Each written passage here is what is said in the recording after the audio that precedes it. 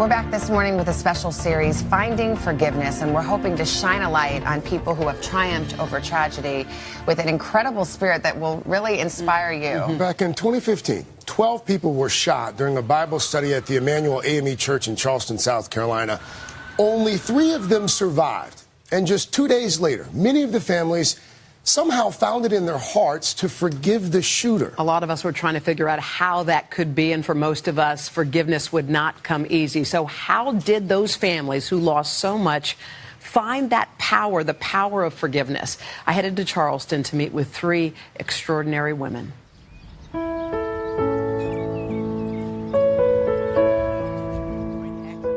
3 women whose lives are intertwined by fate and faith and their sheer amazing grace. Police and emergency responders are on the scene at what police confirm is a shooting inside a church in downtown Charleston. That church is known as Mother Emanuel. Felicia Sanders' beloved Aunt Susie was killed that day. So was her 26-year-old son, Tawanza, who had a lifetime of promise ahead of him. He worked 2 jobs and was a gifted poet. Polly Sheppard survived that day as shots rang out, words from the shooter she will never forget. I'm going to leave you to tell the story.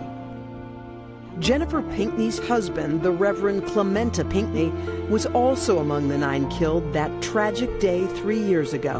We were his girls, and we're going to be right here for each other. I caught up with these 3 incredible women at the Second Presbyterian Church, 1 block from the crime scene. I feel like I'm around strength. I don't know about you, but that's what it feels like. Do you feel strong? Some days you can conquer the world, and other days you just want to hurry up, go away. Today, their voices are being heard, preaching about the power and purpose of forgiveness. I don't know if you guys know this, but I don't consider you victims. I consider you teachers. 3 people who could teach us something. We watched you go through pain. We watched you on your knees. We watched you hug your community. And then we watched something that I feel like is a miracle. We have to forgive. Just 2 days after losing their loved ones, family members said they forgave the shooter. And I forgive you. But may God have mercy on you. How hard were those words? It wasn't hard at all. I had some other things to say to go with it, but someone behind me started crying. What people don't know is that there was a silence in that room. It felt so serene in that room. There was a calmness in that room. Me and Miss Polly watched my son take his last breath. But for me to be kneeling right over him and looking at how beautiful he was, and he seemed like he was at peace. Polly describes a light in the room that seemed almost spiritual. And there was a light in that room.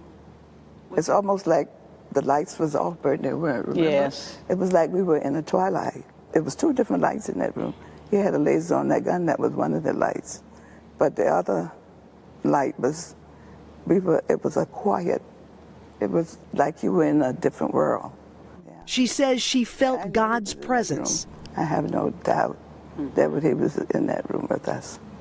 With all that loss, you still know he was in the room with you. I know God was in that room, yeah. I know that we're all people, and you feel the same pain, and you feel the same hope.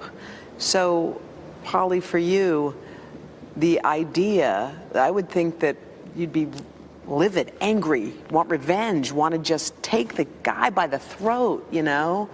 I was that way at first. But then I thought about Felicia. Felicia had lost her son.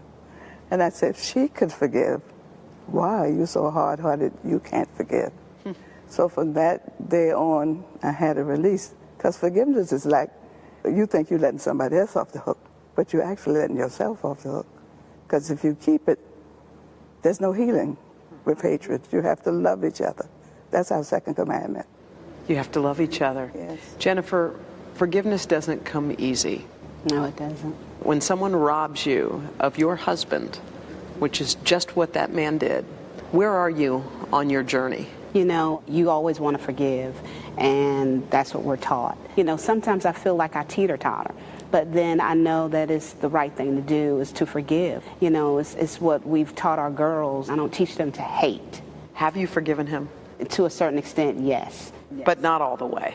Sometimes when I look at my girls and what they've, you know, they won't have the father-daughter dance. They won't have daddy to walk them down the aisle. I think about them and their future and what they're missing out.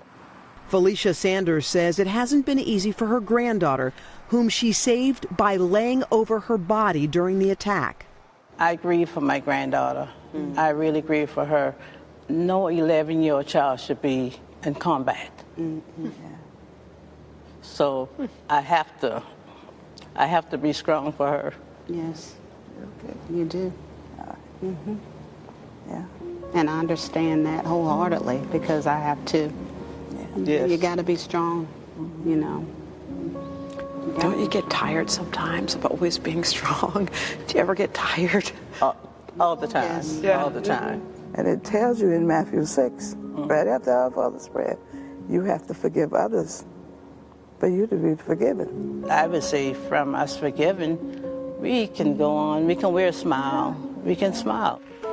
The families and the victims were honored by President Obama, who spoke at Pinckney's funeral. What a life Clementa Pinckney lived. When I saw President Barack Obama give the eulogy for your husband, I have to say, when he started singing, Amazing Grace. Amazing grace.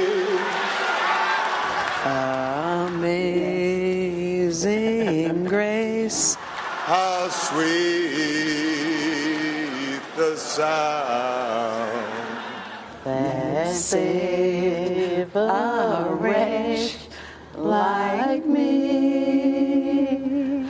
I once was lost, but now I'm found. Was blind, but now I see. My goodness. Wow, weren't they something? My goodness. Yeah. I covered Senator Pinckney years ago and managed to spend some time with his wife shortly after the shooting, and it sounds like she's come a bit of a ways, but not quite where the two other women are. I think they all say forgiveness is a process. Like, you can forgive on Monday and still be angry on Friday, but you wake up every morning and forgive a little. It's like, I don't know if I'll hear Amazing Grace the same way, because that is Amazing Grace. That was powerful. They're personifying Amazing Grace. They are something. And who knew you had such a delightful voice? We're going to have a lot more on Today.com, including a moment that really moved us. It was a gospel choir that performed Amazing Grace in that church. We're back right after this.